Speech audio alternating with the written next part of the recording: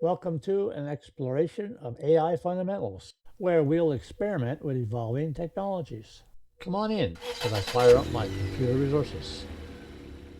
Having built my Hexapod Robot, hello, it is time to do more than walking around the house. Let's learn about doing something with captured images using YAML files. The Hexapod's client has more than movement controls. Complementing the video button, there is a Face ID and face recognition button. Plus, it leverages an Adaboost Frontal Face Detector method to help label the face images captured by the Hexapod Robot. Before getting started, there are some housekeeping steps. From the face folder, remove the sample Leo photo. Delete his name from the name.txt file and remove related data in the face.yaml form as shown. Next, make sure the client and the Hexabot server are both connected to the same Wi-Fi network. To avoid system conflicts, we have to establish a Python environment for our client code. We must do this in the code directory containing the client and server script subdirectory.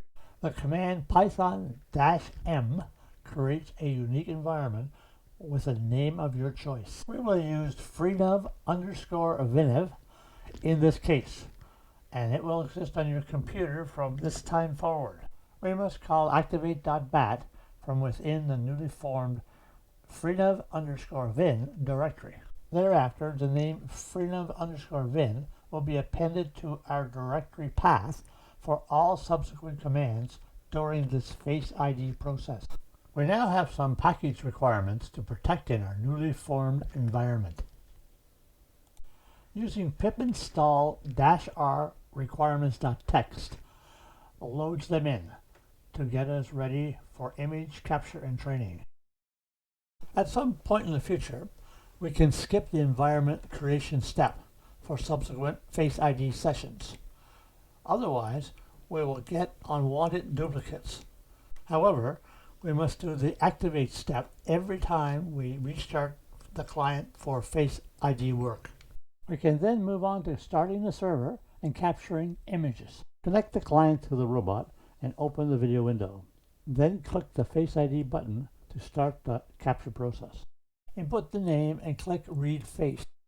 Then look directly into the robot camera, otherwise the capturing process will stop, and present various poses to provide more facial data. Face ID button starts the face.py script in the client folder, creating, testing, and naming images.